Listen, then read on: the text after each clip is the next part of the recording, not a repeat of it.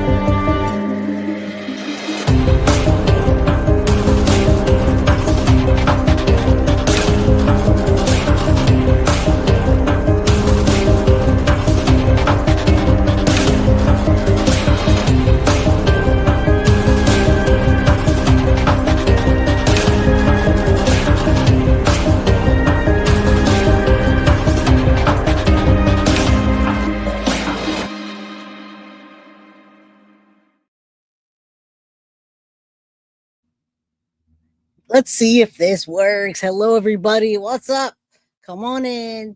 Today we're talking about Kei'Mani Latigue. Maybe it's a plot gone wrong, guys. Now, who's keeping a secret with the killer who is Darnell Ogletree Jones? Welcome, everybody. Hello. Let me see if I can move my camera a little bit. We're back. Yesterday, we went on the Alex Erickson show. Can you guys hear me? Is everything on? Everything working?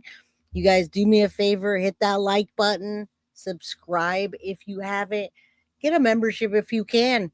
You guys, I'm so happy the direction that this channel has been going and everything we've been doing here. I'm very proud to have you guys support the channel. And we just have so many things going on, so many cases coming up, so many twists and turns in the Madeline Soto case. We're here to get justice for Kei'Mani Latigue, Corey Michello, Madeline Soto, Naziah Harris, Emily Pike. You guys, I mean, there's so many things we're doing here. So thank you guys for being here. I'm letting everybody roll in before we get started. Yesterday, it was really fun to be on somebody else's channel when I didn't have to worry about getting things ready or modding or any of that. So I kind of liked taking it back to the old school where there weren't too many things I had to worry about. I could freely talk. I didn't have to worry about, mods and so forth. So thank you. Thank you, Melissa Johnson. You are a loyal day one. Shadow, I just love you. I love your channel. You say, Rachel, good to see you. Chatterbox talks a lot. All of you guys, just much love to you guys for sticking in here and really just being a bigger part of a true crime community that we strive to keep true crime. All right. I strive so hard to keep true crime, to keep it true crime. So thank you. Thank you, Royal. Thank you, Nath, for the Guilty of Crime membership. You guys know you support the channel. You help me support the channel by liking. You don't have the means to donate. Liking is free. Subscribing is free. Getting a membership costs a little bit, but if you have the means, thank you. All right, Nikki, thank you so much for being a member for 6 whole months. All right, guys, so we want to talk about Kei'Mani Latigue. We want people to roll in, and I just want you to know that coming up soon, we're going to, of course, stay with true crime, but I never thought that I'd be talking about a true crime case about myself and my channel and my child and my friends. So I just want you to know I'm talking about cyberstalking, harassing, putting out real life content. And it's happening a lot on many channels. But instead of a lot of the channels going hard, making police reports, getting a private investigator, getting a lawyer, they just talk about it back and forth. And then the channel ends up being, just back and forth. We're not going to do that here, you guys. We're going to do a full episode, a full case, whatever it takes to talk about cyberstalking, harassing, doxing, and we're gonna put an end to it. We're gonna do the whole deal. Lawyers, police, private eyes, whatever it takes. So that's all I need to say about that. All right, we won't do that in interrupting Keimani's story or Madeline Soto or Sebastian, but Jen's a gypsy. It is scary, and when it's happening to you, many people think, well, I'll just go on there and talk crap back, or I'll ignore them.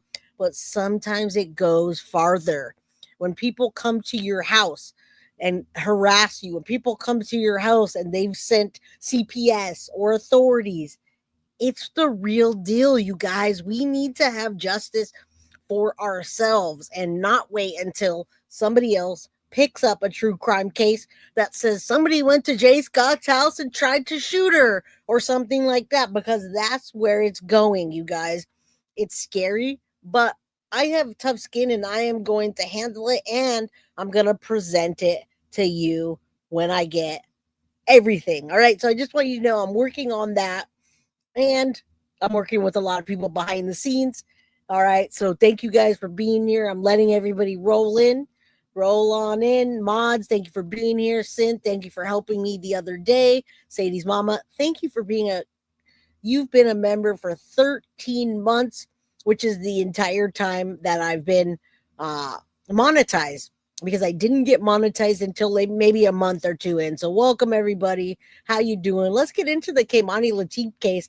I have some information, some good information on law and crime, but then I also have even better, more juicy, more family ties, about cops raiding the house, and possibly grandmas and moms secret conversations with Darnell. So let's get into it.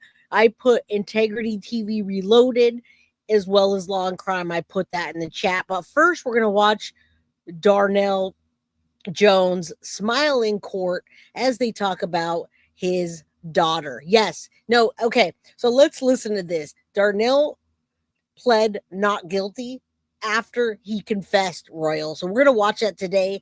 He confessed, but yet he pled not guilty. All right. So that's what we're going to talk about right now. Hi, Christine. Glad to be here for a live stream. Yeah. Do me a favor. Just smash that like button. All right. Smash, smash, smash. I love you guys so very much. We have so many things coming out. All right. So many things. You guys won't be disappointed. And I'm going to do a lot of members only, but let's not be fooled. Members only is just to have fun with you guys and get content out there. Anybody could get on the members only. So anything that I say in members only, I'm going to say the same thing I'm saying to you in public or not, because they're going on the members only and clipping that stuff. All right. And I don't care. So this guy was in court. He was smiling. He is the devil himself. Don't let him fool you. Him smiling, him pleading not guilty. All right. Don't let that fool you. So much green. Thank you guys. I'll see if I actually am going to gift memberships today. Thank you to Sharon Belko. All right. Chatterbox. I haven't eaten food since April 29th. What? Welcome. Yeah, why? That's a better question. Why? All right, let's get into this, guys. Ohio dad Darnell Jones nearly decapitated Kei'Mani Latigue, and he smiles in court. We're not going to listen to this whole thing where people are just speculating. We're going to watch some of it, and then we're going to get into everything and refresh your memory about the things that happened and what you might not know. All right? So what is up, C. Becky 068? How you doing? Everybody here, thank you. You asked to bypass. Well, you know what? Mad props to you for doing what you feel you need to do to make yourself feel better and healthy. Now, if that was because of some health concern, well, shout out to you. Prayers, positive vibes, all that. You're in the right direction. Mama Pearl's in the house. Mom, I love you. I have not seen you on here in a while. Can't wait to see you. Love you, Mom. Thank you for being here. Thank you for supporting me. All right. Just as a mom. All right. Mia Mercy, how you doing? Yeah. Smash that like button. I just pulled that down on accident. I got excited because my mom came and I hadn't seen her in a while. So let me Let me pull that back real quick and then we'll get started. This guy is just, I mean, he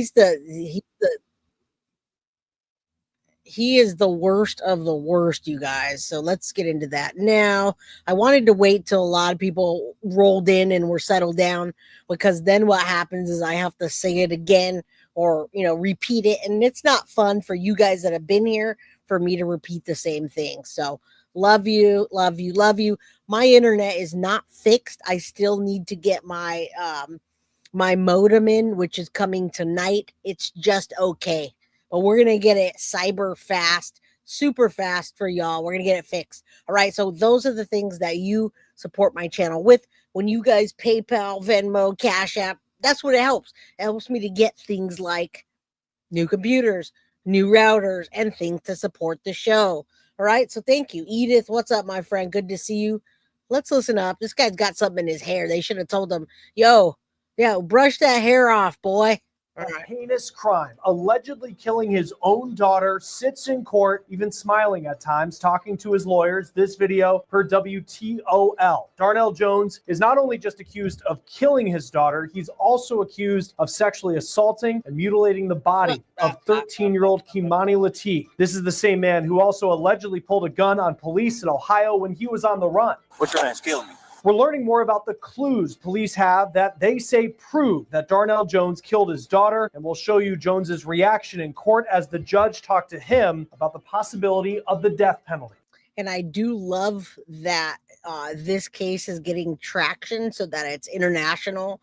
These girls, these children, they need a voice, you guys. There are too many things happening in the family that are generational that nobody's talking about. This guy did that to his little girl. He raped her, and look at that smug face that he thinks that nobody can tell, right? He's that perfect model, good-looking guy in the family, intertwining with the mom, with the grandma. They're not even suspecting a thing. We're on the case presented by Law and Crime. I'm Chris Stewart.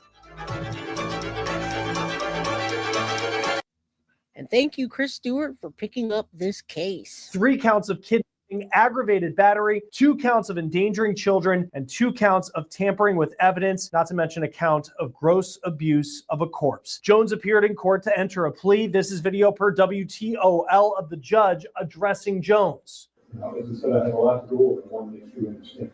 Okay? What's your name? Jones is currently being held without bond. Jones said he's currently on medication for anxiety and for pain related to what he called the accident. What he may be referring to as the accident is this. Come here, man. Don't do it. What's your name? Kill me. Dude, show me your hands right now. Me, bro. Pull your hand out. And there you go. He just wants to take the easy way out, you guys. He tells them, just take my life, basically. And then you guys know what happens next. Yeah, I don't know how a father could do this to her daughter, Nat, but this keeps happening over and over again. That's why we're here, right? We're here because, I mean, this is happening right under our noses. And I don't know why family members are letting anyone get away with this, all right? Let's keep going. Swear to God, This was on March 25th as police searched for Jones in connection to his daughter's murder in Toledo, Ohio. Police approached him in Columbus, Ohio, and he allegedly tried to pull a gun. YouTube rules don't let us show you the moment that officers fire and hit Jones, but you might have heard him tell officers, quote, just kill me. Shots fired. Pass in a second. Get back, don't move. Don't move. All right, suspect down. All you guys are okay. Don't move. He's got 33 right there. 33 in his head.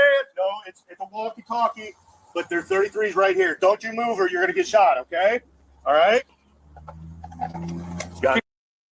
And you guys probably saw this. If you want to watch all the body cam, you can go over to my Patreon. I also just posted the text messages from Stephen Stearns and Deb from 5/1/2025 to 5/5/2025. Thank you guys for supporting the channel. Stolen Spirits, what's up, my friend? How you doing? So yeah, go check that out. I'm sure it will circulate fairly quick if you want it and you're not on Patreon. Now I can't, send out, I'm not going to promise a whole bunch, but if you guys, the first few people that message me that want to see those, send me an email. I'll do my best to get that to you, but it is posted on patreon.com/guilty of crime. All right. Thank you. Yep. That's him. Somebody get on the main air. Get us a medic. I'm working on it. Jones faced a charge of felonious assault on a police officer, but that case was dropped so he could return to Toledo to face the more serious charges of allegedly killing his daughter. Jones's daughter, Kei'Mani Latigue, went missing on March 18th. On March 24th, she was found dead inside a vacant home in Toledo, Ohio. The Lucas County coroner said Keimani's cause of death was related to multiple incision wounds to her neck. Something sharp like a knife was used to kill her. A grand jury indictment of Jones showed he allegedly did far more to the young girl. The indictment specifically says that Jones allegedly committed the offense with sexual motivation and says he is a sexually violent predator. The grand jury also says that Jones allegedly tortured or cruelly abused. Now, I thank you to one of my crime crew members. I don't have the email right here. And sometimes people don't want me to say their names, but we're digging up all kinds of information and documents on this case that I will present to you real soon. So we have a lot of those thanks to the help of some of the crime crew members. Foxy, there goes the 420 membership. I mean, do you see what's going on here? You can see right here. All right. The defendant, Darnell Jones, endangering a child. All right. Date of offense, March 17th to March 18th. Grand jurors further find and present Darnell Jones on or about March 18th or 17th. The County of Lucas did torture or cruelly abuse Kei'Mani Latigue, a child under the age of 18 years old. Date of birth, March 28th, 2011. All right. This is in Ohio. And it's a felony endangering a child, felony of the second degree. Now, the violation resulted in serious physical harm. We know Keimani is not with us any longer. And what he did to her body and the fact that she trusted him. Do you know that she called him and said she was scared that someone was breaking in? And he took advantage of his own daughter in that way. What's up, KK? How you doing? Yeah, it is actually Toledo, Ohio, I believe, or near Toledo. All right. This is terrible. Used his daughter, and that Jones allegedly treated a human corpse in a way that would outrage reasonable community sensibilities. Newly released warrants obtained by WTO. Now, do you know why he got that for abusing a corpse? Now, that happens when you desecrate a body, overkill, all right? So he nearly, like we talked about earlier, dad nearly decapitated daughter, as well as took her hands, and he SA'd her before that, all right? This beautiful little girl didn't dress like the typical, you would say, she's fast. Some people victim blame. She did none of that. Good grades, sports, just a good girl, you guys. KK, 35 minutes away. He's a monster. Well, thank you for being here. Thank you all for being here. Under the Mystic Moon, 111. Say a prayer for Keimani, you guys. All right. This is happening over and over again. And people, in my opinion, should also be charged in this case. And I'll tell you why as we go. I'll show that when Keimani's grandma, who was the one who had custody of the girl, came home one night, Keimani was gone, but her underwear and pajamas were in the kitchen, a place she told police the girl never changed in. Police then interviewed Jones and his cousin, Willard Jones-Dixon, and felt that they were both not being truthful. The warrant says that police searched the house where Jones lived with his girlfriend and took several pieces of evidence. Jones's girlfriend told officers that Jones wanted a home security system turned off the morning Keimani went missing. The warrant also states that police learned of an alleged phone call between Jones and his mom. She told police she hadn't spoken to her son. Police searched the home of Jones's cousin, and they left with a pistol, ammunition, multiple phones, tablets, a sweatsuit, a hatchet, a knife, and a DNA swab that was taken from a red spot in the home. As of right now, I mean, this is premeditated. He knew what he was doing. He maybe something got out of control, but he tried to get rid of the evidence. And this guy smirks a lot. That smirk's going to get wiped off of his face real soon. All right. We hope so. And you're right. There is a special place in hell for people like him, and no reason to be sorry. There's nothing about this. He's a devil in disguise, like many people that we cover in the case. All right, Lil Red, good to see you. Now, Darnell Jones is the only person who is charged in the death of 13-year-old Kei'Mani Latigue. I want to You take a got that moment to right. talk about some of the content that you see here on the case and on Law and Crime, and it really shows just how rampant crime is right now. And that's especially true when we talk about cyber crime. It's becoming more widespread and more dangerous, and it's targeting businesses in ways like never before. Did you know that? All right, now this is getting into cyber crime, which is real talk. I'm going to fast forward this. We are going to do an episode on cyber crime, cyber stalking, and harassing, and we're going to do our own on our own case with the people that are involved. Yes, the grandma needs to be charged. We are going to talk about that, what she's hiding, why she said she didn't talk to him. Why would she say that? What is she hiding? What secret does she have? Let's get past this. We're going to do our own episode. We don't need that. There he goes, smiling in court. And if you're local, you'll know Wilmette. I don't know if I say that right.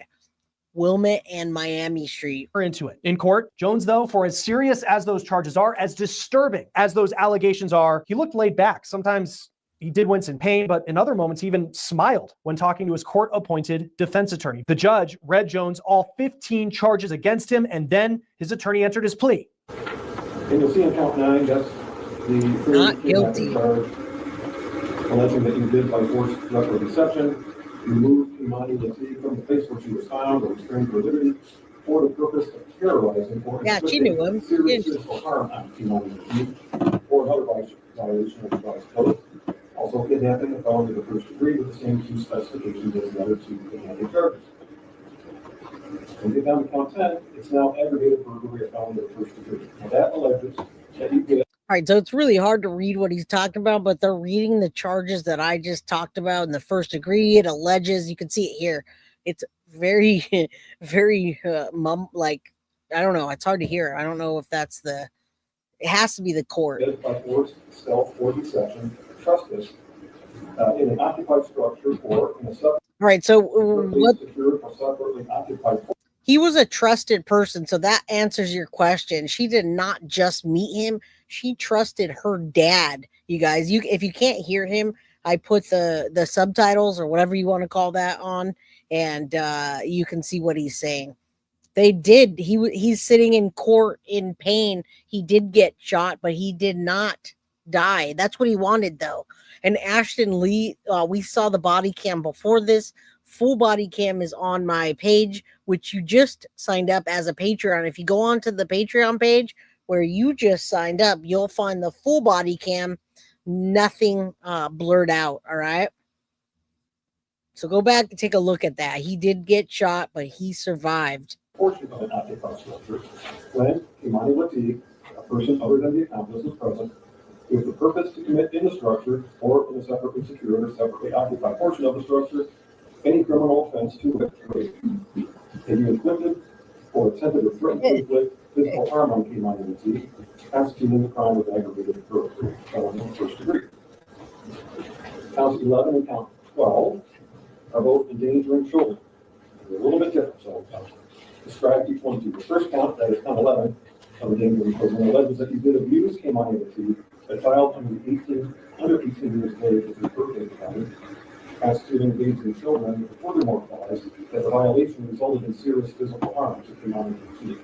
And the other endangering children charge, felony to second degree, count 4 of indictment, alleges that you did torture or cruelly abuse Kei'Mani Latigue, a child under 18, constituting endangering children, and the violation resulted in serious physical harm to her. Okay, count 13, gross abuse of a corpse, felony of the 5th degree. That count is.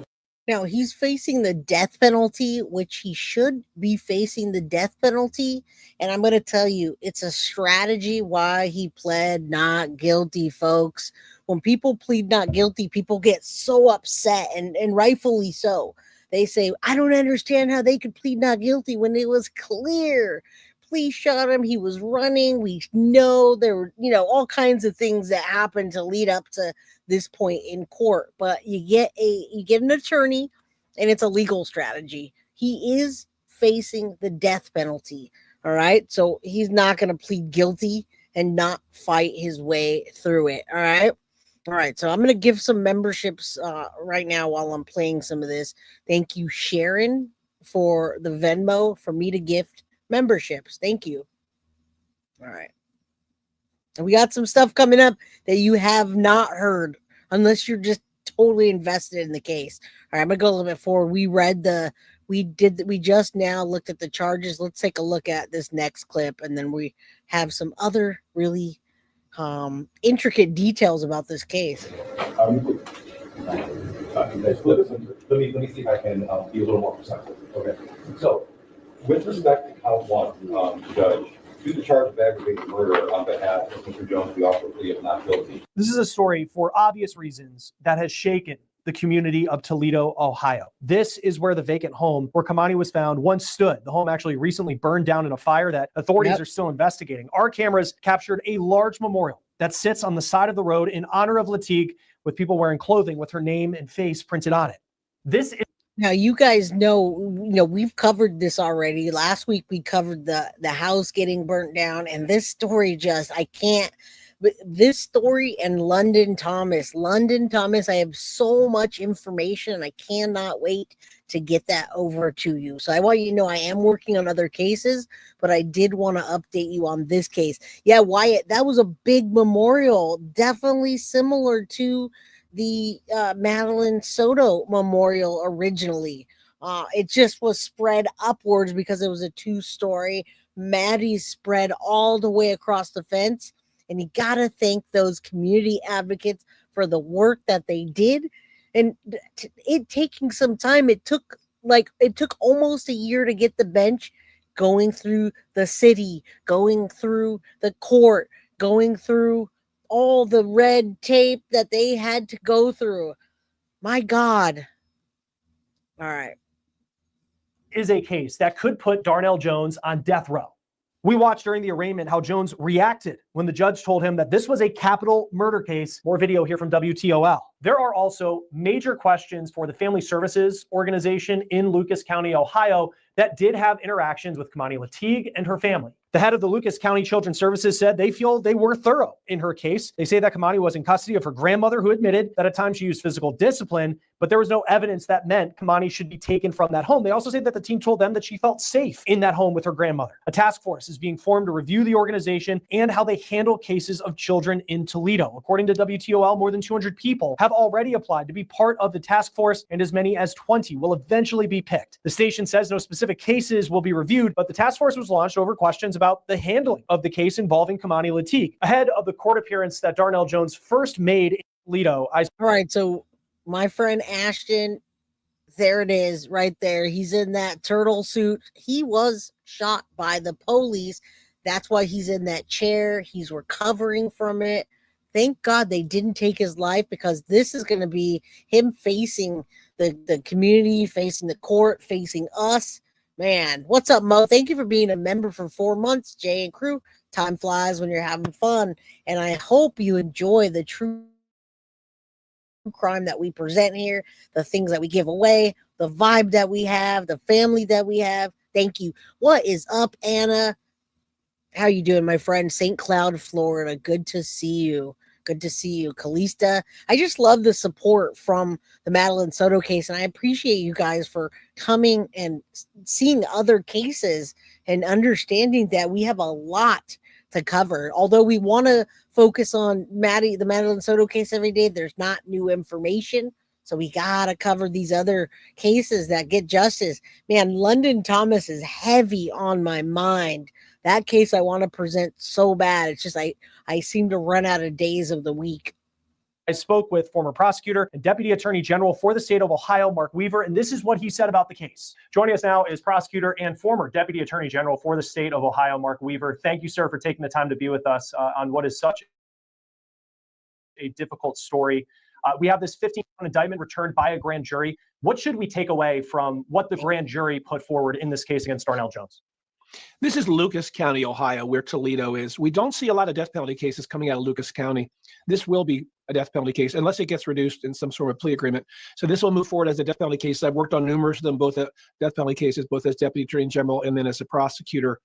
Much more difficult case to bring. Every bit of due process you can imagine is built into it. All of the prosecutor exacting and painstaking to make sure correctly. I imagine that the Lucas County prosecutor are the very best people on this. And when you look at a 15-count indictment, it's horrific what this man is accused of doing to his own daughter. What is the difference between a grand jury putting forth an indictment? Now we're going to get to that. What is the difference between a grand jury putting forth an indictment but first, yes, Wyatt, Doorman. That reminded me of Doorman. That suit, they call it the turtle suit, which is for you. They put you when you're in, may unalive yourself or you've done something like Donna Adelson was put in that. A lot of people are put in that. Doorman took the lives of his boys execution style, lined them up, and then even chased his son down and took his life after his son almost got away.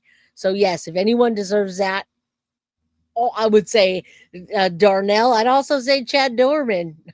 Yeah, the dude is sick. He is. What's up, Henrietta? How you doing, my friend? Good to see you. Indictment, and then where the process goes from here, where eventually, if Darnell Jones is convicted, the difference between that grand jury phase and then the trial jury phase. Under the Ohio Constitution, every felony charge must be brought forward by a grand jury. As your viewers know, that's a group of citizens who meet in secret and look at the evidence to see if there's probable cause that a felony was committed. All right, I'm going to continue with a different perspective about the cops raid. Mom tells to protect her secret with Darnell. Family's going to speak out. This is a little redundant. We know he was charged. We see the evidence put forth, and we've covered this case up until this point. So I'm going to get to the next one. We want justice for Keimani, justice for Maddie, justice for Sebastian, justice for all the children, justice for the Doorman children. All right. We did cover that on the case as well on my channel. You can go look at the playlist of a lot of people and children. So thank you, Jay. That thing in his hair, spitballs when judge is the thing in his hair. Somebody shot a spitball at him. Nobody told him. All right, we're gonna pull this one and get to the next one. I feel like a lot of this is talking about, the criminal justice, how it works, and things that I feel like most of us know. I have some more interesting stuff than that, so let's get to that. We'll double back around on that when we need to. But this. Thank you. Integrity TV Reloaded. I love this channel and Shanitra Speaks. If you guys want to catch up on all of these cases, London Thomas, I don't know if I think she's covering Keimani, and we cover a lot of similar cases. Please follow this channel and that channel. Thank you, Henrietta. Justice for Tyree Nichols. All right. All right, I see you guys are joking in chat here, and thank you. It's a good vibe. Anna says, how many children like these victims ever to be better protected? What's the answer? We have to change laws, and we have to do better with CPS. We can't change the world, but we can change one case at a time, one thing at a time. So the next time, but is there an answer to this? I don't know. And Anna, you're asking what's the answer? The only way we can find answers to questions like you're asking is by digging into all of the information. Okay, we're blasting Darnell, and we're blasting Keimani's grandma. But you know what? If Keimani's grandma reached out to me and said, I want to talk to you, I feel like they're not really understanding where I'm coming from. We're going to talk to her too, and we're going to find out what we think she knows. Even if she's lying, we'll check for ourselves.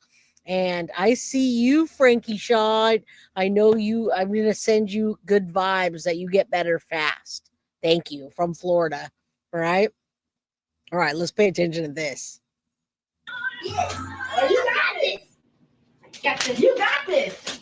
Let's roll, bro. Poor baby. Hold on, I want to make sure the sound is okay. This is beautiful, little Keimani. It sounds like grandma's recording this.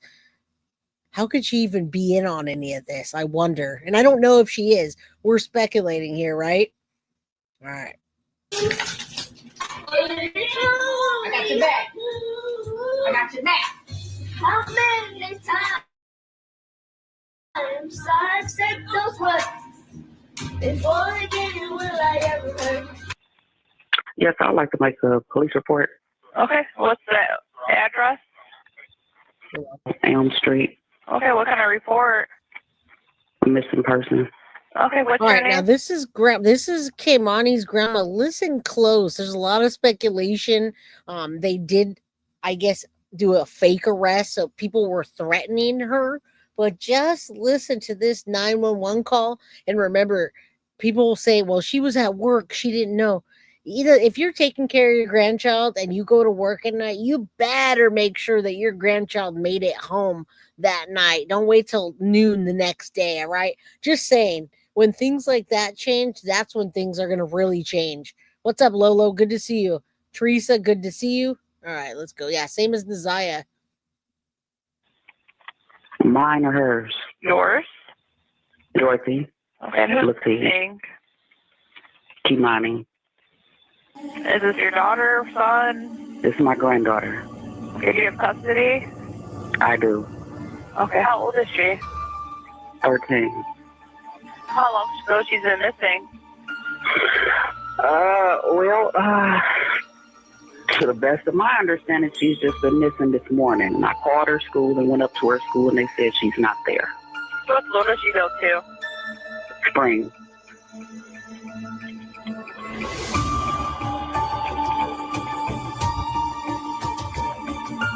Do you remember, Now, she says she's just missing this morning, but what about last night? What about her not making it home or being there and then leaving? What happened in between there, and what kind of communication was Grandma and Grandma Dorothy in with Keimani? Yeah, very calm, but she also sounds irritated under the mystic moon. She sounds like she's irritated, not concerned, no sense of urgency. It's like it's bothering her. Yeah, calm as the baked potato. And I take it further than not being concerned. It sounds like it's just bothering her. Like, oh, I can't believe I have to do this. She right, Ashton? That's what I'm saying. I think she's reluctant. did you see what she was wearing before she left? No, she's usually going to school before I get home from work. Okay. Is she like red or Hispanic? She's black. She looks Hispanic. Okay, and then what was her last name? Latigue. Your phone number? Fine. Girl? She does, and it's dead. Because it's going straight to voicemail. All right, I'll be out.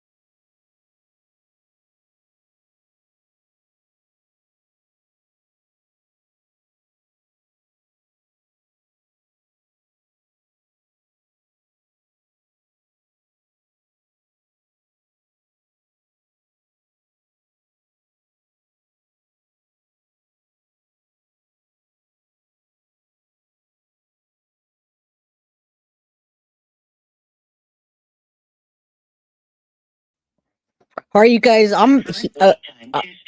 current wait time. I'm here, guys. I'm here. Okay, so you guys know I'm currently working on this. I'm doing the best I can with this. So you guys here? Yeah, free Jay, free. Let's keep going. Let's keep going. Let's get it done before my internet goes out again. All right. I will be working on that the next few days. Let's get it done. I swear to God. I hate the way I think. I hate the way I see things. And all I do is sit back and try to just act like I don't see shit. Because if I do something about it, I'm going to jail. All right, guys, thank you for hanging in here. There were people that dropped off, but hey, you guys know the deal. I'm having internet issues. They're upgrading in the area, and I'm also waiting for my new modem, which sucks. So thank you guys for being here. Appreciate you. You guys just got to refresh. It's going to start again. Darnell was on the news when they were looking for Keimani, you guys. He was looking for Keimani. All right, let's stick to the Kei'Mani Latigue case. I'm going to do a separate episode for the cyber crime, cyber harassing. All right, it's not just through Reddit. It's on YouTube now, and we're going to take it. We're taking it all the way. We filed multiple police reports. I have a lawyer. I have a private eye that's going to get each and every single one of those, but I want to focus on Keimani. All right. What's up, my friend? I'm the one getting in trouble.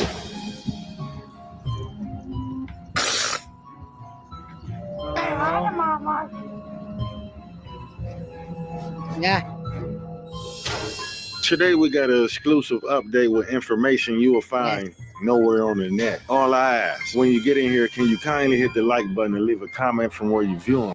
Yeah, and that's Integrity TV. It's in my description. Phone call to Linda Ogletree, his mother, and she wasn't being that honest with the police. And also new information has been released, possibly leading to more arrests. That's right, everybody getting investigated and nobody safe. And you definitely go want to stick to the end for this one. In the last 24 hours, we had some major updates in this case. Now, although Darnell told investigators he dragged Keimani's body involuntarily to the vacant house on Miami Street to take her life, but Darnell stood before the judge and pled not guilty to all 15 counts against him for the murder of 13-year-old Kei'Mani Latigue. If convicted, Darnell Jones possibly faces life in prison or either the death penalty. Let me see if I can be a little more precise. Okay. So, with respect to count one, Judge, to the charge of aggravated murder on behalf of Mr. Jones, we offer a plea of not guilty. To the 3 felony murder specifications, the 29-2904A7 specifications, we offer a plea of not guilty. To the murder to escape specification, we offer a plea of not guilty. Yeah, I mean, you ask, how do you plead not guilty when you are trying to get away from the police? You pulled out your GUN, they shot you back. I mean, come on. And you guys, we have a lot to do here. I appreciate you guys talking about it in chat, and maybe I should set some time aside to speak with you guys. But Rachel, it's not just one person, and unfortunately, they've sent people to my house, literally to my house. And I've matched up pictures that are on that YouTube channel that came directly from me. So I know 2 of the major players doing this, and I am going to go all the way through. Like I said, I've got 2 police reports out there. I just hired a private eye to get all the OSINT stuff. We're not going to take this, but you guys, we'll talk. We'll set aside a little bit of time because I don't want to have people populating that channel and it growing bigger because of me. If you guys do decide to go over there, you guys need to report it and make sure it gets shut down. It's literally, they literally sent people to my house, and one of the community advocates that's been advocating so hard for Madeline Soto, they sent people to her house. All right, guys. So this is not going to go unsaid, and it's not going to go unnoticed. I'm telling you right now, I'm going to fight the good fight for myself like I'm doing for these victims that we're talking about here. All right. It's unbelievable. Unbelievable. All right, let's keep going. To the sexual motivation specification, we offer a plea of not guilty, as well as a plea of not guilty to the sexually violent predator specification. Likewise, for count 2, to the substantive count of aggravated murder, we offer a plea of not guilty. To the 3 felony murder specifications attached to that count, we offer a plea of not guilty. To the murder to escape specification, it's a plea of not guilty. Sexual motivation specification, we offer a plea of not guilty. And a plea of not guilty to the sexually violent predator specification. With respect to the substantive count and charged in count 3, the aggravated murder, we offer a plea of not guilty. To the 3 felony murder specifications attendant to count 3, we offer a plea of not guilty. To the murder to escape specification, we offer a plea of not guilty, as well as a plea of not guilty to the sexual motivation specification and the sexually violent predator specification. Sexually violent predators. Yes, they are going, and that's why I want to do a whole story on it. They are literally and proudly going after the advocates for Madeline Soto, you guys, to my house and to the community advocate Jenny's house. And I'm not shitting you. I'm like appalled by it, guys. We gotta do something, but we gotta do something smart. All right. Yeah, there are evil people around us. Well, you would see, if you see there it has to be jealousy. I cannot imagine anything other than jealousy. None of it's all false. It's all fake. So I'm wearing a blue shirt, guys. They say I'm wearing a pink shirt. All right. It really doesn't. It really doesn't. And it's going to be exposed. And I'm going to expose each and every single one of them. I'm going to expose their face. I'm going to expose all their accounts, all their social media accounts. I won't give you guys their contact information, but I have given the contact information to the police. All right. Yeah, you're right. YouTube's too busy censoring out the words to be able to do it. No, I know who it is. I know who 2 of the people are right now. It's not. Not at all. We'll leave it right there because that's what it is. For count 4, it's the same process to the substantive count, not guilty. To the 3 felony murder specifications, not guilty. Murder to escape specification, not guilty. Sexual motivation specification, not guilty. And the sexually violent predator specification, not guilty. Because those first 4 counts are capital offenses, I believe it's appropriate to enter a plea not only to the substantive count, but to each specification. Beginning with count 5, we don't have a capital charge. So what we're going to do is offer a plea of not guilty to count 5 and the attendant specifications. You guys are actually going to be very upset when you find out who it is. It's not from the Soto side. You would think it was from the Soto side because they're attacking me and Jenny. You would think so. And some people are really freaking smart. Only me, baby. 2 of them right here, right now. I can tell you right here, right now. All right. They're in my chat. They were on my members only. When Reese came up on my members only, that's why I deleted the second half, because they went directly to someone and texted them about it. So they're right here in our chat with us today. All right, you guys. All right. So we're going to, the reason I'm not giving you the YouTube channel is because I have people that are in my chat right now that hate me, and they go over there and they subscribe to that channel. And then all of them are talking crap, and they start sending people to my house, sending people to Jenny's house. It's not the Sotos, guys. It's part of our crew. It's us. It's us right here. People in chat. It's people that were my friends that had only my private information that I gave them. All right. So this is not going to fly. And the reason I didn't present it to you is because I want all the proof. I want the IP addresses. I want the police reports. I have 2 police reports. I have 2 police report incidences. It's really sick and it's really disgusting. All right. So trust me, I have a much better thing than a guard dog. We'll put it that way. All right, guys. If you come across any of that, please don't join in on that. You're only hurting me and my family and the community's family and those advocating for Madeline Soto. I just don't understand. No, it's not because of any of that. It's not because of any of that. That has nothing to do with any of that stuff at all.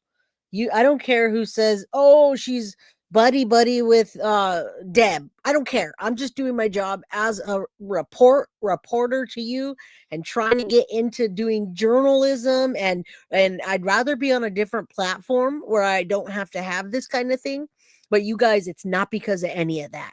And me talking to Deb is only giving you guys content faster.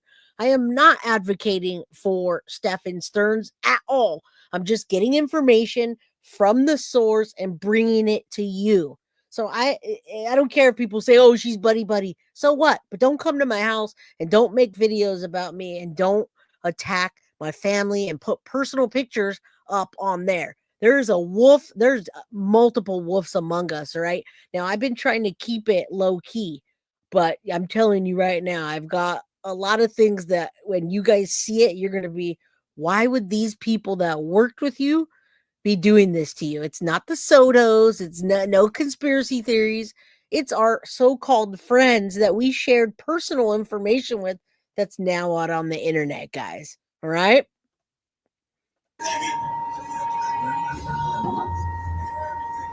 As to count 6, we're going to offer a plea of not guilty to the count and defendant specification.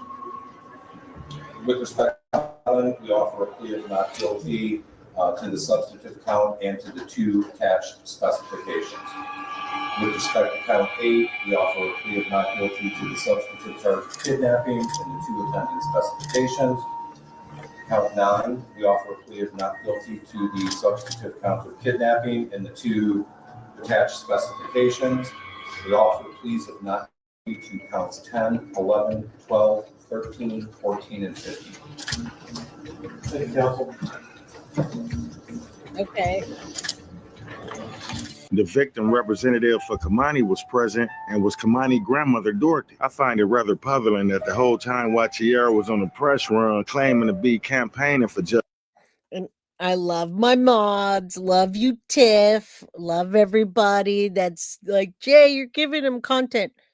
There's a reason that I'm giving them content. Every time they get content and they put it out, there's one more way to track them. So don't worry. I'm good. All right, let's go. I'm good. Kei'Mani Latigue, justice for Keimani. The more content that comes out, my friends, the easier it is for me to track them down like a dog. All right, we're gonna go hunting. It's wabbit season, guys. Yeah, the grandmother is sus, and that's what we're talking about here. Again, if the grandma wants to talk to me, I'm gonna talk to that grandma and find out everything I can. All right. And I am able to get into these communities really easy. They trust me. I give them my word. I keep it. That's how you do true crime. All right. All right. Let's keep going. Justice for Keimani. The prosecutor stated that the only one that applied to represent Keimani was Dorothy. And that's nasty work. Many people was wondering why Keimani's biological mother Tiara didn't attend her funeral after she was provided transportation free of charge via Greyhound. This raised a lot of suspicion, especially after receiving various donations and cash apps that she requested for a probate lawyer. However, she didn't even pull up. She showed up via Zoom with her camera off, and what she told the judge left the world speechless. All right, let's listen. Keimani's mother told the court, the last time that I was permitted to see my child was her 11th birthday. I would say that based on. So when I covered this case originally, it was so hard to hear what he talked about, what Darnell talked about. He did talk about what happened and he gave the police lots of information. It's also hard to hear here, so I'll try to translate it for you and spit. Jen's a gypsy. I gotta tell you, I think that he was going to dismember her and he wasn't able to follow through. Many times, and again, I study especially the serials. The serials, it takes a while to be able to dismember someone. The first time that you go attempt to do it, many people can't. He took her hands off, Jen's a gypsy, and he nearly decapitated her. All right. So that's what happened there. And You know, he desecrated her body, and he's being charged for that as well. So this on the screen says the last time I was permitted to see my child was her 11th birthday. I would say that based off the interactions I had with my daughter and conversations that we had, I do believe we were close. All right. Now, who are we talking about here? Let's listen. The interactions that I had with my daughter and the conversations that we had, I do believe Because to our understanding, according to Tiara, her baby daddy Darnell bought Keimani right before the disappearance. But for some reason, she left this information out of the probate hearing. Let me know in the comments real quick. Why y'all think that she told the judge the last time she laid eyes on Keimani was her 11th birthday? Her and her sister had already spent the week up here together. So what does...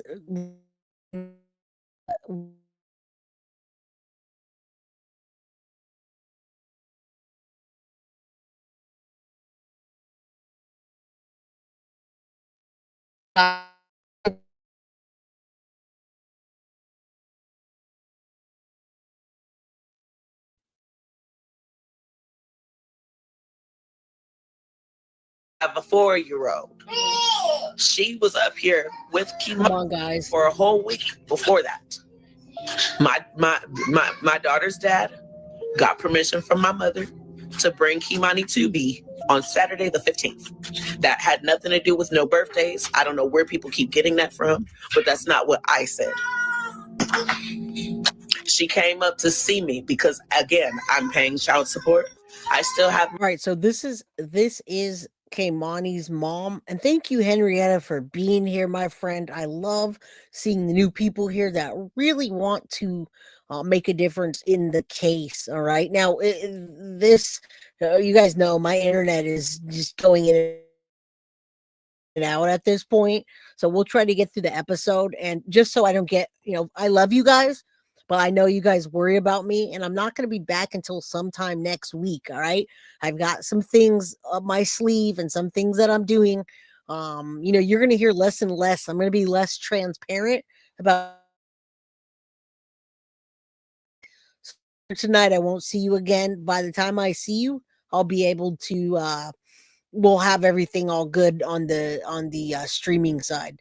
Graciela, good to see you, my friend. Big hug to you and all the day ones. All right. My parental rights. So that was my visit. There was no lawyers in the probate hearing. Dorothy represented herself, and the judge actually granted the motion based on who was actually in Keimani's life. So when I heard Tiara tell the judge, I believe we was close and I haven't seen her since her 11th birthday, I know she felt defeated, and that's probably the last time we was gonna hear from her. So I guess the big question here is, why was she doing interviews and tell the world that her baby daddy Darnell brought Keimani to her right before he brutally took her life, and instead commit perjury on the stand and deny seeing her for 3 years, which in fact jeopardized everything she was trying to accomplish? Have you ever just sat back and wondered why Tiara haven't said anything bad about Darnell during this whole ordeal? In any one of them interviews, even after he fled and the police charged him with this heinous act. Yeah, this is great. I hope it doesn't go out again. I'm trying to get through it, but I really want to do justice for Keimani. You guys know she doesn't have parental rights. She gave it up at birth. She's not much of a mother. Cat H, thank you. You guys keep standing with me, and I promise you I'm going to bring you all the information next week when I get back. Hopefully I have everything. I don't want to present anything half cocked. I want to make sure I have everything. All right. You guys know how we do. All right. Of her 13-year-old child at the time. And what Tiara do?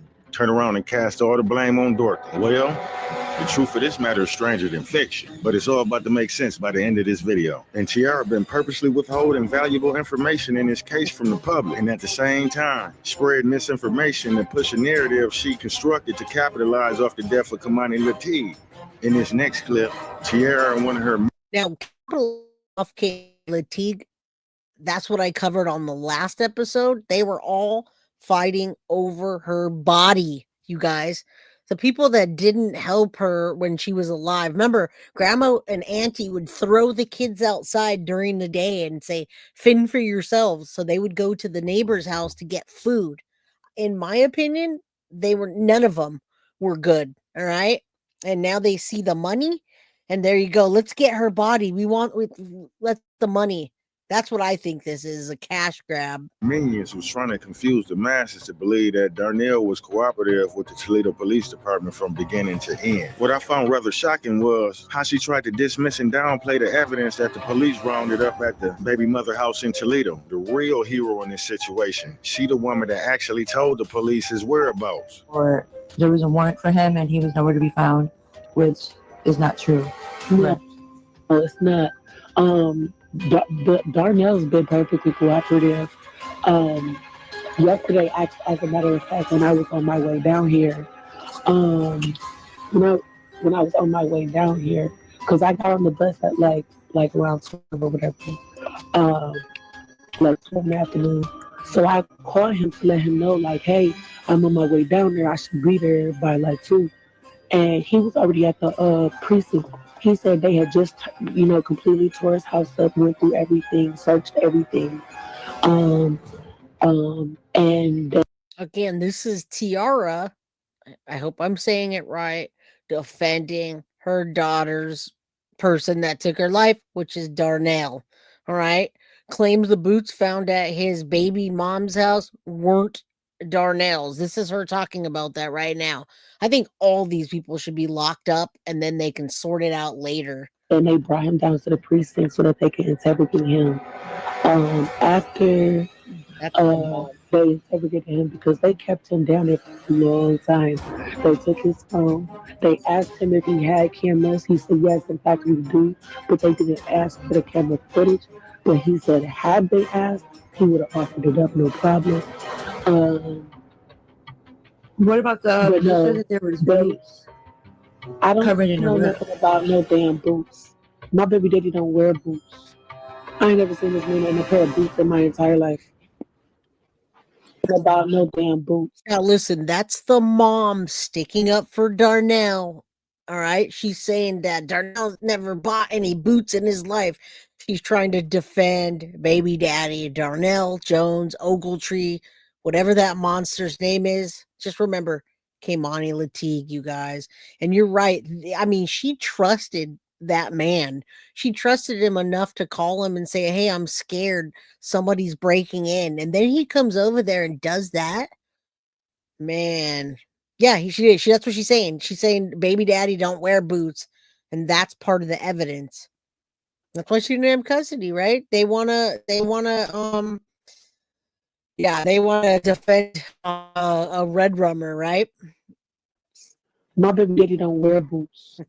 I ain't never seen this man in a pair of boots in my entire life. The things he told us was not true. Why is he lying to us? Darnell Jones' current girlfriend felt truthful with her when he advised her to shut off the cameras in the home. Paranoid of being questioned by the police again because he was being deceptive. Around this time, she possibly learned from a family member that Darnell possibly was storing evidence in her house. In fear for her and her daughter's life, she contacted the police. And that's when Darnell took flight to Columbus. So the moment he called her cell phone, the Toledo police reached out to Columbus, and the rest is history. Shout out to her for being brave and standing up, because if it wasn't for her, he'd probably still be on the run. Jones' girlfriend telling 13 Action News she called detectives when she learned he allegedly hid evidence in her home. 13 Action News reporter Alexis Means remaining on this story on your side with new details in this case. Alexis? Now, Darnell, whatever his name is, Ogletree, that's an awful last name, Jones. Sorry if you have the last name, but I just don't like him. Darnell, his girlfriend is the one that called the police and turned him in and said, hey, bless her. Absolutely. She's a hero in this situation, and she didn't want to be on camera.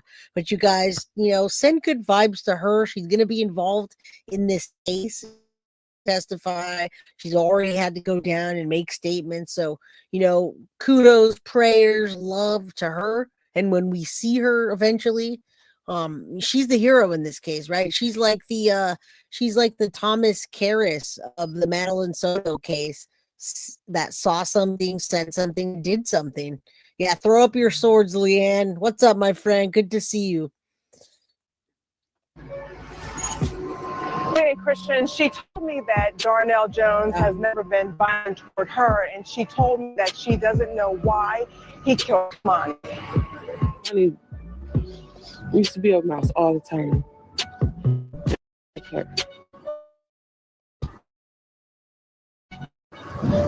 And now she don't have to grow up without seeing her sister anymore. I mean, I don't feel bad for everything you go through, but her, she did not deserve none of nobody do. She didn't want us to show her face, but you can hear her voice trembling as Darnell Jones's then girlfriend shares how she helped Toledo police with evidence in the case. Hey, you guys, I mean, and I should always say this, and I hope I think my internet's about to go out again, guys. I can see it. If we can get through this episode next week, I promise everything will be all good. All right. All right. If you're triggered by these cases, just know my cases that I cover are going to be very triggering. All right. I cover the stuff that a lot of people don't want to cover. All right, let's go. Meeting to question Jones. The weird thing about it is because before they even showed up, he asked me to turn my cameras off. I have cameras in my house, and he asked me to turn them off. And I was like, why would you want me to turn the cameras off? He said, because I didn't come home till 5 o'clock that morning. And he didn't want them to suspect anything because he didn't show up till 5. And I'm like, well, thinking in my head, I'm like, well, if you don't have anything to hide, then why should I turn the cameras off? And I didn't, but he thought I did. She and Jones have a 2-year-old daughter together. She says she was in the room when Jones tried to hide evidence connected to the case in her house. After the police took us downtown and questioned us, I came back home before he did, and my family that was here informed me that he hid something under my stairs in my basement. So I called the detectives, and they came and did a search warrant and grabbed it. And once he noticed those were gone, that was the last time I seen him. Police executed a search warrant. What did he hide under your stairs? It was like a mat for the back of your truck, not a pickup, but SUV. You know, when you lay your seats down and you put that rubber mat in there to protect the back of your seats in case you're hauling something. That's what he rolled up and put in my basement. And his work boots, which were... Oh, look, he had work boots. The biological mom said he doesn't wear boots. All right. Now, I truly believe that things got way out of control. Remember, guys, trigger warning. All right. He took Keimani's hands. He took her hands off and decapitated her, you guys. All right. So I think he was in the midst of taking her life, and he didn't want the evidence to get out because remember, his head was shaved bald. You know what happens when you commit a crime of that magnitude with that much blood, right? It's going to get in your hair and it's going to stick. And he had the braids in his hair completely shaved. So I believe he was trying to get rid of evidence. You know what I'm talking about. And he didn't see it all the way through. All right. Yeah, the boots. But right there, we're hearing the work boots in the back. Jay, your mods are the best medicine to heal me. Yes, love and healing to you, Leanne. Thank you. Cake with mud. I never seen him put it under there, but I wasn't about to hold no evidence for him or none of that. He must have thought that. Jones went on the run to Columbus, where he used to live. After the search warrant and he disappeared, we left the house because I was scared that he might come back and harm one of us. Police located him after he called his girlfriend, and she called police. And Kei'Mani Latigue, the victim in all of this, was laid to rest last week shortly after a public memorial walkthrough. Family says her body was cremated. Keimani disappeared March 18th, then found dead by police the following week in an abandoned Toledo house. An arrest warrant was put out for Ogletree Jones. He was found in Columbus and shot by police. This is now a capital murder case. Jones is facing a total of 15 charges, including aggravated murder for the death of 13-year-old Kei'Mani Latigue. Now, he also faces charges with rape, kidnapping, and tampering with evidence. Toledo police said in a court document that Jones admitted to dragging Kei'Mani Latigue involuntarily to an abandoned home and killing her. Lucas County Prosecutor Julia Bates sent us a statement about the indictment. She says, quote, "This case involves one of the most heinous sets of facts I've seen in more than 40 years work." Yeah, what do you think about that? Now, Henrietta, you sound like you're really following this case, which I love when people come and chat. that are following this case very closely. Is there word around the street, in the community, or in the communities that you're watching? What do they say about the house being burnt down? What do you think was about? Has been locked up. Did that, and what do you think? What's the word around the street? Just drop that in chat, even if you don't know and you just want to speculate. Why do you think? That's a turtle suit, sunshine. That's a turtle suit, so that you don't unalive yourself. Donna Adelson had that recently. A lot of people get the turtle suit. It's when they have to put you by yourself so you don't hurt yourself. They isolate you and they make sure that you don't do that. You don't take your own life. They call it the turtle suit. So it was arson. They did say that they believed it, but I wonder who it was. You say you from the side. All right, I am from the side. Okay. Hello. Welcome. Katie's here from Alex Erickson's channel. Yesterday, when you guys didn't see me here, I was on Alex Erickson's channel. You guys should go check that out. All right, that's your hometown. Well, thank you. Thank you. I appreciate that. Yeah, there you go. In the Lucas County Prosecutor's Office. She also says we will try this case, not in the court of public opinion, but in a courtroom with a professional team defined by compassion, integrity, and commitment to the rule of law. Now, Jones is eligible for the death penalty, as this is a capital crime. However, we did reach out to Bates regarding if she would seek the death penalty. However, we have not got that answered yet. We'll continue to keep you guys updated as we learn more. Reporting live in downtown Toledo, Silver Barker, WTOL 11. So we now know that Kei'Mani Latigue's father has been indicted in the rape and murder of the 13-year-old girl. But our 11 Investigates team is finding out even more information about the day that she disappeared. Lead investigator Brian Duggar joining us as our team coverage continues. Brian? For this morning that indicates Keimani's father, Darnell Jones, was at the house when police arrived to investigate her disappearance. And he told police Keimani called him and asked him to come over because people were trying to break into her Elm Street home. And Darnell told police he stayed with her until 12:30 in the morning and then he left. Now, Keimani's grandmother, Dorothy, arrived home at 9:30 in the morning. She told police she noticed several unusual things. The door was locked. She found Keimani's glasses and house keys inside, and all 4 stovetop eyes and the oven were turned on. And also very concerning for Dorothy was the discovery of Keimani's underwear and pajama bottoms in the dining room. This was not a location where the girl would change, Dorothy told police. Now, we know from court documents that Jones told police he killed Keimani in the Miami Street home where her body was found.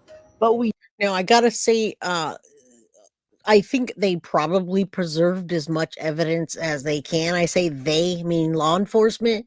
However, many times it's crucial to have the house up, like many people talk about in the Koberger case, for the jurors to see what's happening. Maybe if you have to go back and check something, maybe they forgot something. You know, I know that they had a kind of a memorial for her and people are trampling over evidence, but you know, I think it's just, yes, it's in Ohio. Katie says I'm in Ohio.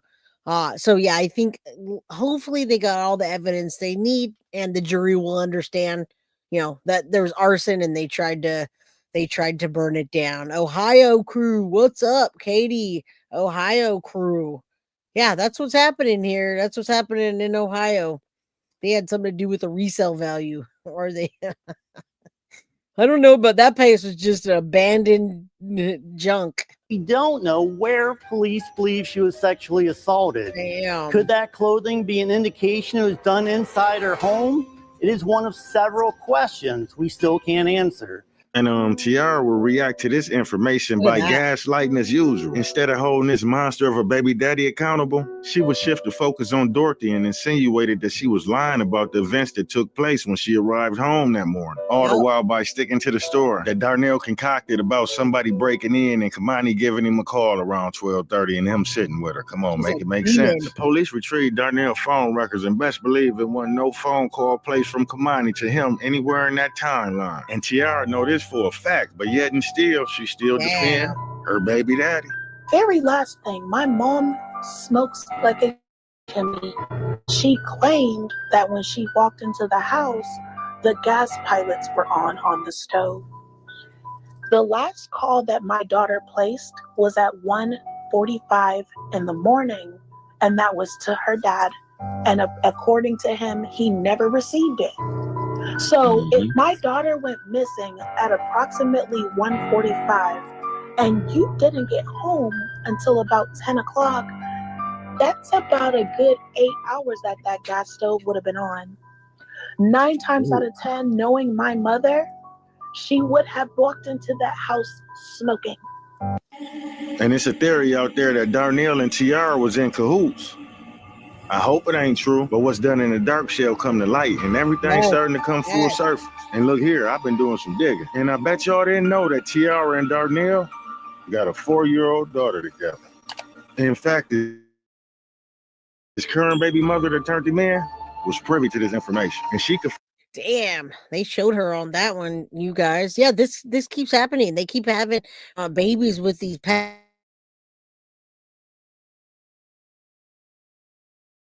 sorry about when and it went out. One of the most triggering cases, you guys. It's horrible. Yes, say that, peanut butter. Thank you. Justice for Keimani. Absolutely. Maggie says they found 2 little boys in the burner house. Why aren't they saying something about that? Because they're sticking to this case. Now we can talk about that, but right now we're it's just not in there. I don't know. Yeah. Next week I'll have it all cleared, guys. When I get back next week sometime, I will get the internet all cleared up. I'm working on it. All right. There was some there was work in the area. They came into my house yesterday, and then I didn't even have internet, so I streamed from my phone. All right, we'll get it taken care of. Confirmed that he brought the baby to their house before. Her and Darnell also share a 2-year-old daughter together. So when you seen Tiara holding that baby when she was in Toledo, yeah, that was Darnell's daughter. She just happened to leave that part out for some reason.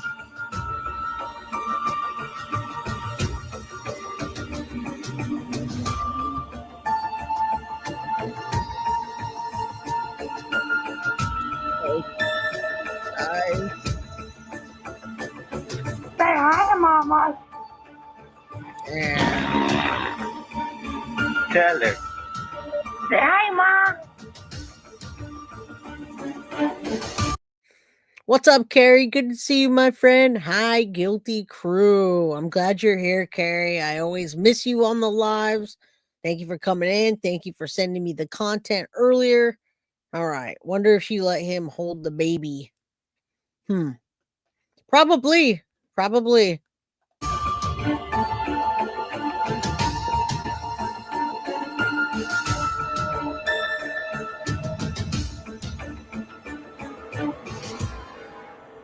wait, the plot thickens. Tiara is a mother of 4, with the first 2 taken at birth and the last one taken at 3.5 months old. It is said that Darnell is also the father of Tiara's oldest boy, Kei'Mani, who was allegedly born while Tiara was incarcerated for drug trafficking. He was removed at birth and placed in foster care. Her other son, Cam, was also taken away from her after she was convicted of felonious assault with a deadly weapon and child endangerment for the 2nd time. So now that we have it established that Keimani wasn't Tiara's only child killer. What's up, Lady for Justice? Good to see you. I was just you earlier. I didn't want to use the information cases that we're working on. Thank you. I promise you I'm going to be getting to those next week. Thank you for the 99-cent super sticker. I assume you're like, choo choo. I could hear that train. And again, guys, I'm sorry about the internet. I know it's been doing that. I promise I'm going to get it fixed by next week. All right. I got you guys covered. We're not going to keep doing this. All right. Meander on over. Yes, justice. We need justice. Damn. In fact, they possibly had 3 kids together. I'm pretty sure now you can understand why she was protecting him so much. Believe it or not, Darnell was the bridge to Tiara seeing Keimani, meaning that Darnell spent more time with Keimani.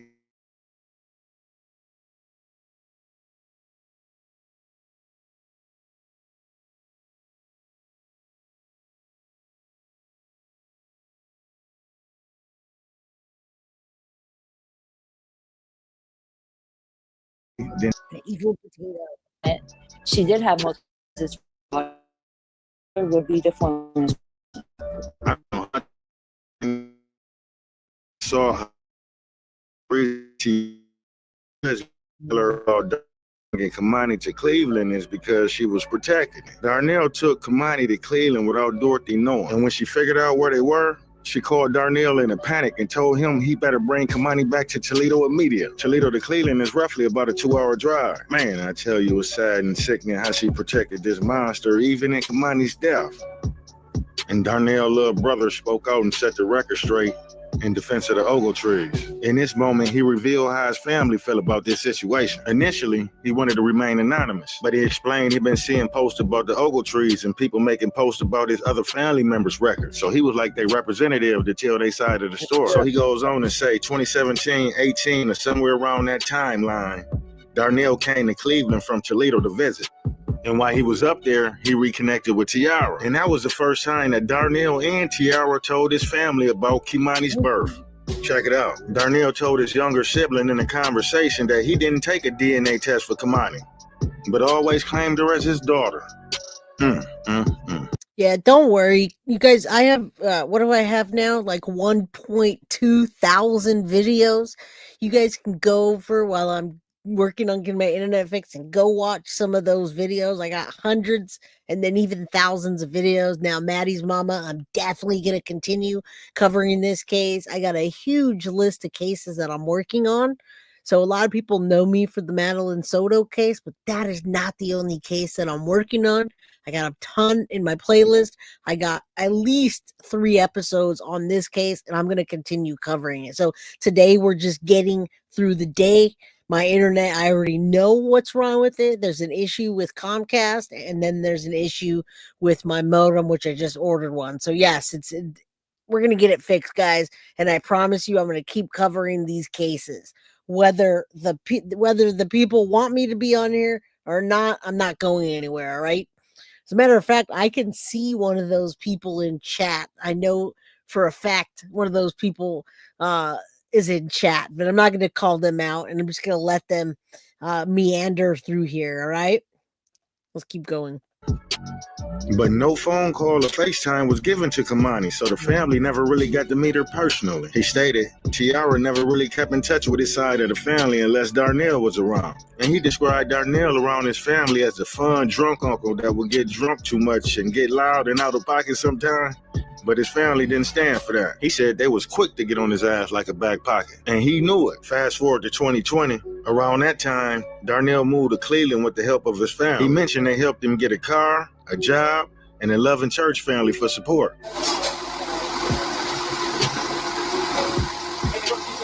Yeah.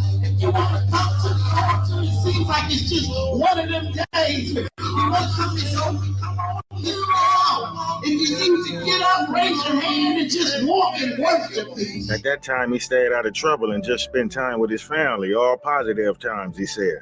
Going back to the east side, just got done with basically what my lawyer told me to do. I mean, what drives these people to do this, you guys? You know, this is not the first time this is happening. Roxanne, how you doing, my friend? Transmission problems. Oh, no. No. Not the fiber. Does it make you? You guys are funny. All right. What makes these people, what makes these guys, what makes these monsters do this to their own children, too? Had to get a drug evaluation, you guys.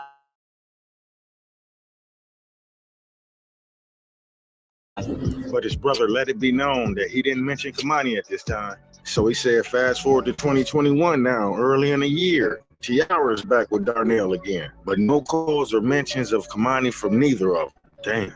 So he say fast forward again. Darnell moved back to Toledo. Some time passes and the next time Keimani's name was brought up again was when she came up missing and this story unfolded. Wow. So basically what he's saying is his family never even had a chance or the pleasure of meeting Keimani and only heard Keimani's name mentioned twice between Darnell and Tiara in 14 years. Then he asserts Darnell is a grown man that makes his own decisions, and he deserves everything he got coming. But this is the second time that the Ogletrees caught a stray surrounding the situation. So he was kindly asking for the people to keep his family, the Ogletrees, out of their attacks because they are not a part of this case. He says so keep your mean and negative comments directed at Darnell. He also asked for an apology for some comments made about his mom, Linda Ogletree. He said she was a good mother and just fell on hard times. And he was explaining that him and Darnell was also in the foster system. And Darnell and his biological mother was working on repairing their past relationship and it was turning out great. Then he stated, I made this post anonymous, not defending or... Like we said, fake book, you guys, fake book. I don't know what platform he's on here, but you know, this is just him putting a front on. He's not talking about the nasty crimes he's probably already been committing. All right. There's no way this is the first time. And I wonder if it's the first time he has done that to Keimani. All right. Normally that doesn't happen. Normally the first time doesn't end up in death and then, you know, partial dismembering. Accused, and he's just stating what he's been told and what he's witnessed. He said, granted, the years of time might be slightly off, but he still stands on this information.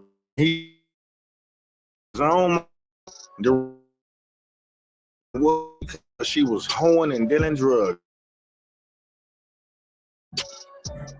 That woman that set up the GoFundMe for Tiara told the brother, that's a lie.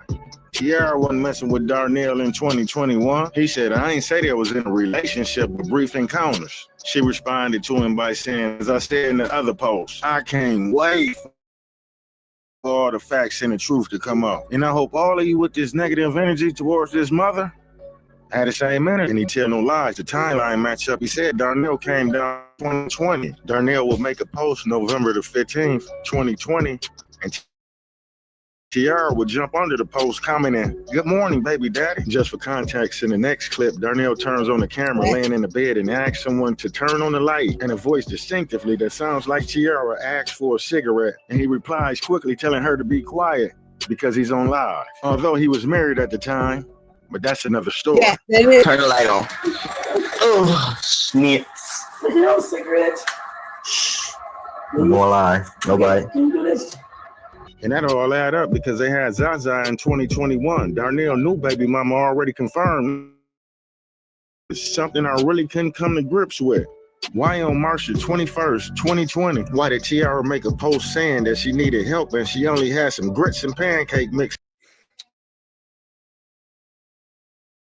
Had to see nothing about her. Nothing about any of them screams that, right? But when you look at the Naziah Harris case and how Naziah thought she was in the back, Keimani didn't seem like she was in any of that. Thank you, Mama Pearl. Love you. Thank you for the $9.99 super sticker. And my mom's here, you guys. If she finds out, Mama Pearl is gonna come out. All right. What are we confused about in chat, y'all? What are we confused about? All right. So, I mean, it's a cash grab. You can see Keimani's biological mom asking, can I get some assistance? Single mother of 4, ages 9, 6, 5, and 4. Well, stop having babies that you're not taking care of, because now she's not even talking about Keimani. She doesn't have Keimani. She says, I'm trying my best to do online work, but the payout for last week was $2.35. I haven't been able to get a job for the past 7 months, and there's nothing but pancake mix, grits, and bratwurst in my fridge. You guys, come on. Come on, y'all. This is ridiculous. In the fridge, and she haven't been employed in over 7 months. And she called for action. She stated that she was a single mother of 4, aged 9, 6, 5, and 4. When we all know in 20. Yo, hey, Tiff, write that name down, girl. Write it down. There it is. Tiff, you better be here, girl. That is it. That is feral AF, you guys. That is feral AF right there. Where are you, Tiff? All right, where are you, Tiff? Did we stop in chat, you guys? They couldn't handle it. Tiff. All right, I'm going to leave that up so you can get the name. You guys need to get the name, Tiff. Look at the name. You know what I'm saying. What's up, Sia? How you doing?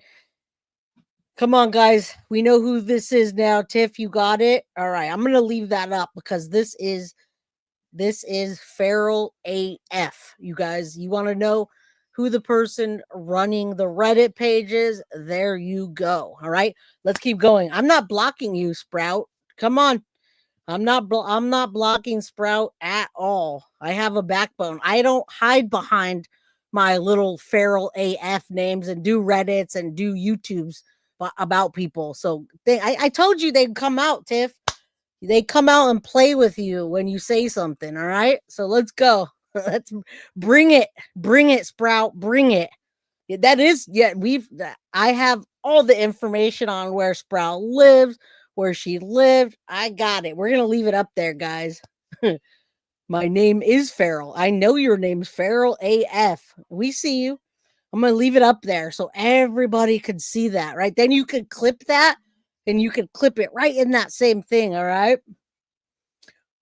Oh, sweetheart, you have no idea. You have no idea. 2020, Tiara didn't have any kids in her custody. By this time, they was all taken by then, and Zaza didn't come along till 2021. You gotta be a bold motherfucker to post something like that and all your kids in the system. But see, it didn't stop there. In 2022, y'all remember she was asking money for the probate lawyer, right? Well, she must have ran her lawyer fee hikes back one more time, because this time she said she needed help with money because Dorothy got Keimani and rather give her to children's services than give her to her. Well, that statement speaks volumes. Do y'all think she would have actually used money to get a lawyer this time, or was it just... I told you, when you call them out to play, they're going to come out to play. She couldn't stand it.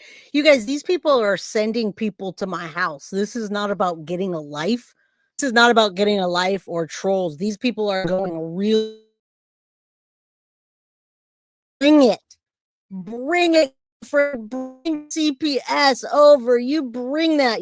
No, it's not a kid. They're actually sending people to my house and doing things. So you guys, I'm telling you right now, they told you they can't handle it. I already saw them in Jen Soto. This is not Jen Soto. Okay, this is not Jen Soto. I'm telling you. You've been watching. You just started this account. You can't stand it. You're so jealous. It's crazy. No, they're not going to get off my back. They're not gonna, oh, you have my number. You have my address. You bring it, Sprout, and your feral AF. You bring it, all right? Go ahead. We know who it is. We know who you are. It's not just you. You got other players with Just you. another cash grab. Let me know below. Now that I think about it, TBD said their investigation isn't over. Now remember, they got Tiara, Dorothy, Darnell, and his mother phone records, so they heard everything that was said behind closed doors.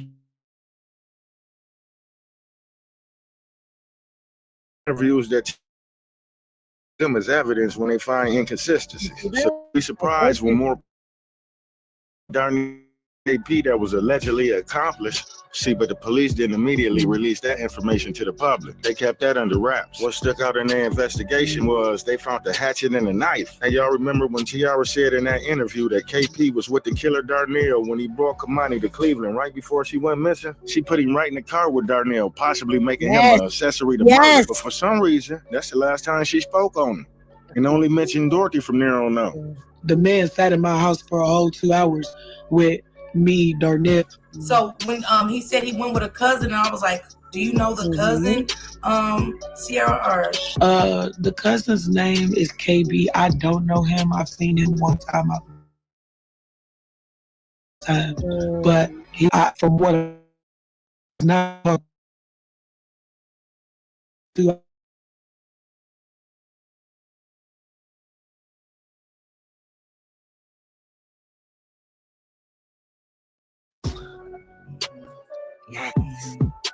And so they said, was that Come out and play. I knew that was gonna happen. They're coming out to play in front of you guys. They're getting good. All right, this is great. Yeah, I have it. It's all good. I have it, and yeah. when they came over to Dorothy house that day, he was just sitting there and like said, Yeah, he's an observer for sure. He's sitting back and he's watching what's happening.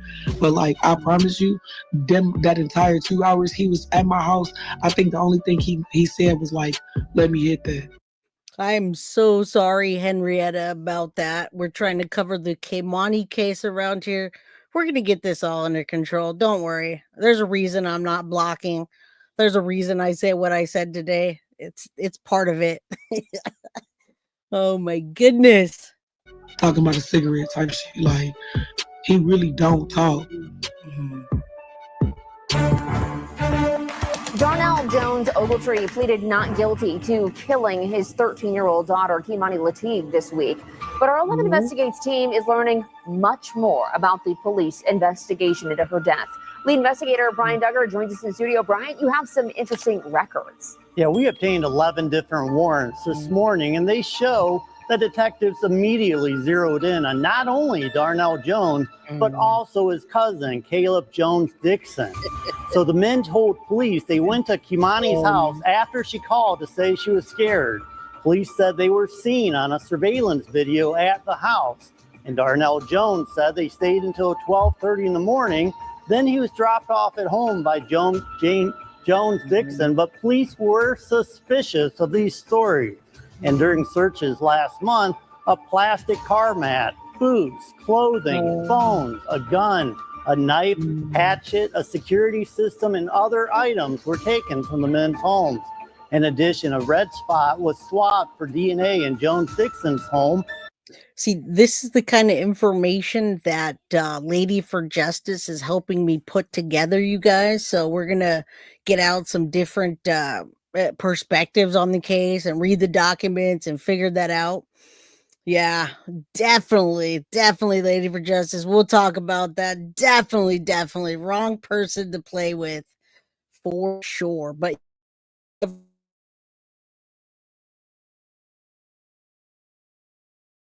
out, you guys.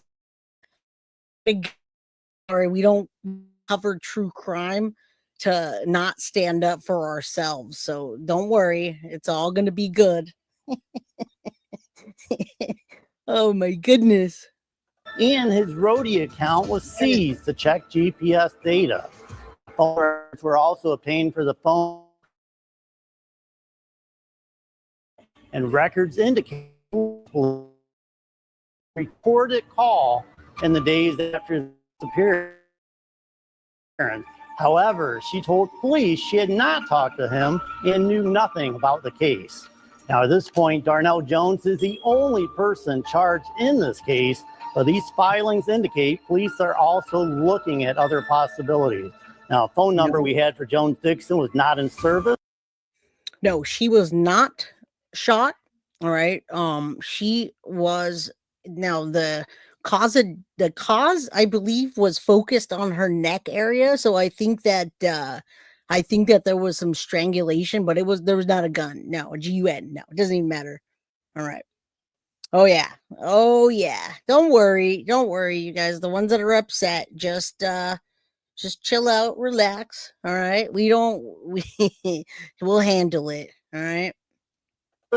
But if he wants to reach me to discuss this story, he can contact me at 11investigates@WTUL.com. This is a deeply tragic and heartbreaking case that highlights the danger of misplaced loyalty and the failure to protect the most vulnerable. In a world of true crime, we often come across stories that make us question how justice is served and how victims, especially children, are felt by those who's meant to protect them.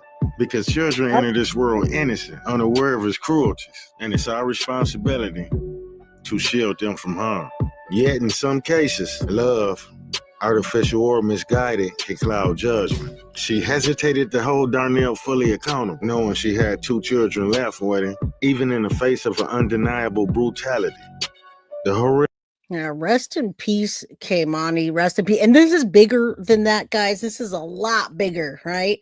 Just want you to know that. It's so much bigger than what you think. It's not, it's way beyond trolling, all right? This is real life. It's real life. This is like crossed all boundaries of just trolling. So I just want you to know that when it comes out, I'm going to present it to you. Everybody's going to come out. They're going to be on the stage. You're going to be able to see their faces. I'm going to have all the information for you. It goes beyond that. It goes into my real life. So I just want you to realize that. Okay. So we're not feeding any trolls, but we are gathering information. All right.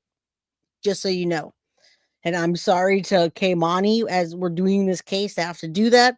The Madeline Soto case is getting disrupted because of that. Yeah, it is, Sadie's mama. It is absolutely, and it won't be tolerated. It will not be tolerated. I promise you that. Horrific murder and abuse of his 13-year-old child raised chilling questions. Was his refusal to take a DNA test for Keimani connected to his motives? Was it about control, money, or something even darker? And as for baby Zah, who was in Darnell's presence the week before Keimani's disappearance, an immediate medical evaluation is crucial to ensure her safety. With law enforcement actively investigating this case, more arrests are likely to be made. Justice must be served, and the protection of innocent kids shouldn't be compromised.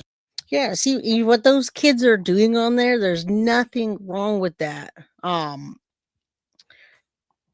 Oh my goodness, guys, I cannot wait. Justice for Keimani, justice for Madeline, justice for Sebastian, justice for us on here, justice for the advocates in the Madeline Soto case. Oh my goodness, guys. My goodness.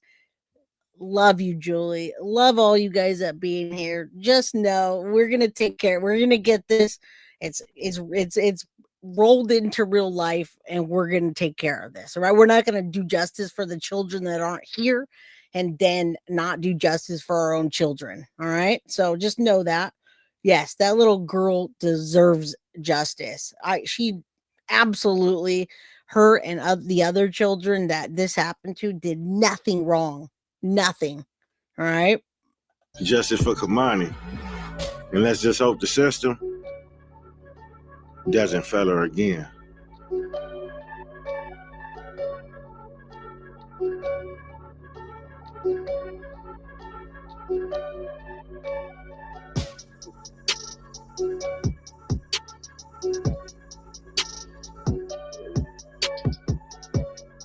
Oh my goodness. Yeah. All right, guys, you should go over to the this gentleman's channel, Integrity Reloaded. They dig it. They dig in. They dig deep, you guys. This is great. My goodness. What an amazing, eye-opening show that we had today. All right. Justice for Keimani. Justice for all of the children. Christina Reynolds, thank you. Jenza Gypsy, Wolfie, Henrietta. Sorry about that again. We're going to continue covering the cases. I'm sorry about the internet interruption today. But well, you guys got to see it. I knew that if I spoke it out loud, they would come. And that's what we're looking for. All right. So you're welcome, Lynette. All you guys, do me a favor, hit that like button, subscribe to like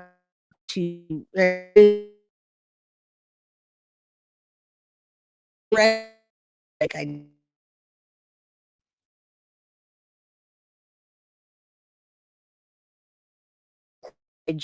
gmail.com.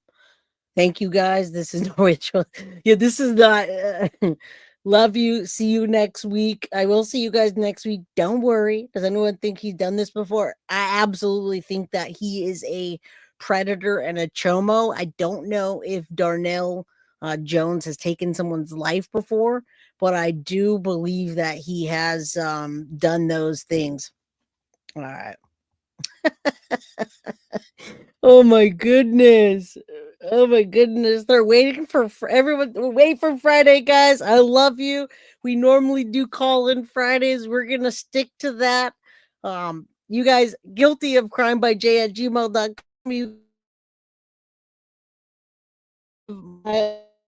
If you want some, don't wait until Friday. Call in. Come on, bring it now. Let's go. Thank you, Peanut Butter. You guys keep on doing what you do. The guilty of crime community is here to back, and we got to do something. So justice for Keimani. I love you guys. And yeah, Ashton, we got it. We got it. Don't worry. Good night, you guys. Love you. And jealousy's a bitch. Good night. Look at Morgan. They just keep making accounts. Keep making those accounts, you guys. Keep them coming. Keep them coming. Get out of here. I'll see you guys. Love you. My goodness. Guilty of crime. I want to thank you for watching. If you enjoyed my content, please share this video, like, and subscribe. You can also follow me over at Facebook, Instagram, TikTok, X, or Gmail. If you'd like to donate to my channel, you can use Cash App or Venmo or PayPal. Thank you very much in advance. Guilty of crime. Are you guilty of crime?